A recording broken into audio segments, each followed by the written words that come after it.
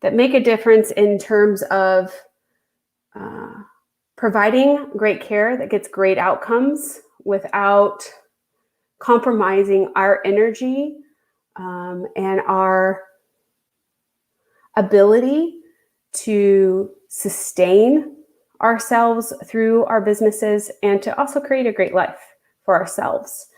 So when a client cannot afford therapy, it's often thought of, well, can I slide? But before you consider that, I want you to also first look at, do they need to continue therapy in the way that you're delivering it?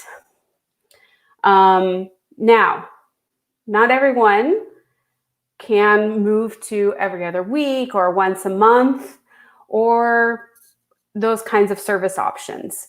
But for some of you as practitioners, you do have slots that are for every other. And is that the best care for this client? Moving someone into every other week or weekly or changing the service delivery because of a financial issue, I would say opens you up to some sticky situations because you want to do what is best for the client. If they need more support, then we need to refer out.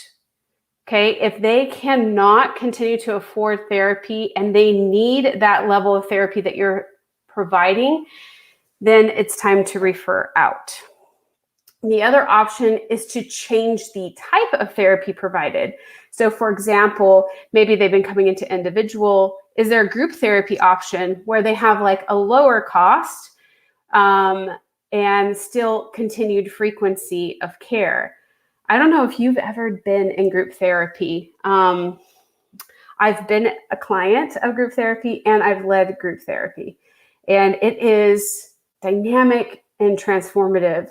And sometimes that can allow for someone to access the support and healing that they need at a rate that is reasonable. So we improve accessibility. And it still takes care of the therapist because they're doing the work. They're probably getting paid more per hour actually when they have a group therapy, but it allows them to not financially sabotage their business, but instead support their clients in a way that is helpful. So you could change your delivery frequency if it's warranted, if that is the recommendation. Sometimes financial changes do kind of bring to surface termination issues or talk of termination and when are we ending and what does success look like in treatment. Or you can change the type of service that you provide, moving from that kind of individual to a group format is another way to do accessibility. Referring out, I know, has become a big issue for a lot of us because a lot of the clinicians are full. So where do you refer to? And so I want to just say that at the ultimate goal here is that people get good care. And if we are providing services in a way that are not aligned with our values, that we're operating outside of our boundaries, clients are not going to get good care. Maybe initially it'll be fine, but as a therapist fatigues and burns out, that's going to impact the therapeutic outcome. And we don't want to do that. So we do want to refer out. And I say that understanding that there aren't a lot of places to refer out. But if someone can't afford, there are, public healthcare systems. Sometimes there are grants out there. There are nonprofit counseling centers and things like that. Let's talk about changing the fee. So we've talked about changing the frequency. We've talked about changing the type of service and referring out if neither of those are options. The other option is to reduce your fee. Now that's probably the most common option that people go for, right? I'm going to reduce my fee. I'm going to give a slide. If you are going to do a sliding scale, you need to time limit it. Why do we want to time limit it? Because what can happen is if we just let it go on and on, what's the trigger to ever bring up again when the fee returns back to the regular rate? How long can you sustain your business on these reduced fees? So you need to have in your financial plan an understanding and a preparation of, if I'm going to, and I want to be able to offer a sliding scale for my clients. How many can I do? How many sessions a year can I do? And then how to give that equitably to my clients across the board. So time limiting, maybe 6 to 8 sessions, which would allow for a healthy termination or referring out or a change that might need to occur long term, right? That is one way to go about deciding on how to do a slide. But when we slide our fee, we open up an ethical can of worms, because how do you remove bias from your sliding scale? How do you decide who gets it? Is it the person who tells the most tragic story? Is it the person that you love working with and have the least countertransference with? We want to remove the biases from our process. And so that means, either anyone who asks for it gets it for 6 sessions. You create a financial plan that says for every client, I'm going to build in there 6 sessions, 8 sessions of reduced rate, and assume that in my financial planning. Or some attorneys have said, then you open up having to look at financial documents to say, is what you're telling me really happening? So that I can look at things and really determine what your fee would be. I remember when I used to, my nonprofit days, we had a scale, right? We would look at someone's pay stub, then we would determine what their fee would be based on their level of income. And that is how you removed the bias. It was no longer about, and let's just say, is that the perfect way? No, even that has some systemic issues of oppression for people who, have other kind of pay situations and things like that. But that's a common way. So if you don't want to open yourself up to some of those ethical things, then your best way to handle the situation is to refer out, because we want to have our clients continue to get the care we need. And we know that if we don't have ways to offer that in our practice, then what happens is the burden lies on the therapist, and they end up seeing clients more frequently at different times, and in a service delivery that leads them to burning out.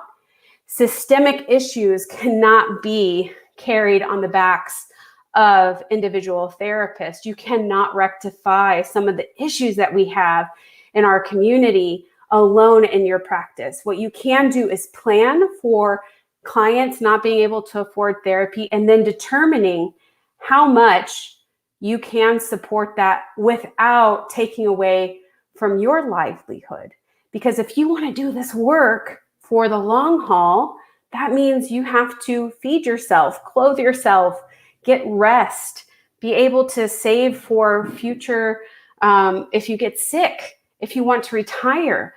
All of these things come into play, and these little decisions of like, yes, I'll see that person in a sliding rate and it's some random rate and it hasn't been planned out, can have a ripple effect into the finances of your business, but also into your own emotional well-being. Because we don't want to open up a door for possible resentment with our clients. I've heard this time and time again, where people have a sliding scale client and they come in and then the therapist hears about all of their vacations and things like that, and then they start feeling angry. If you remove, the randomness of assigning sliding scale and you get a process in place, it can eliminate that potential for resentment. Imagine, what does resentment do to that therapeutic relationship? What does it do to the outcomes, right? So when a client can no longer afford our fee, we look at what their options are together.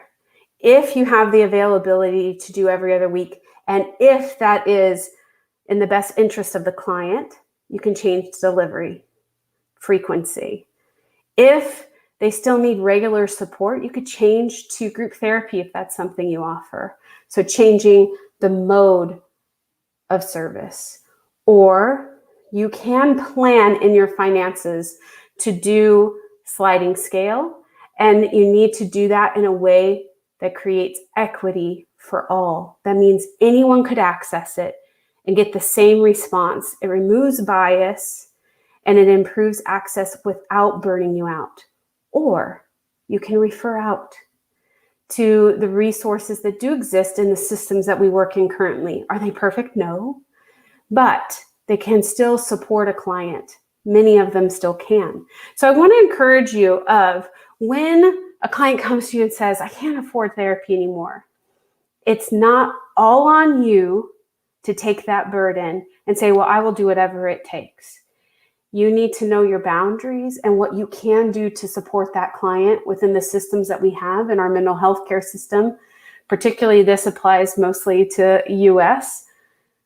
And then you let the client decide based on the options that are. I can refer you out. I can see you every other week.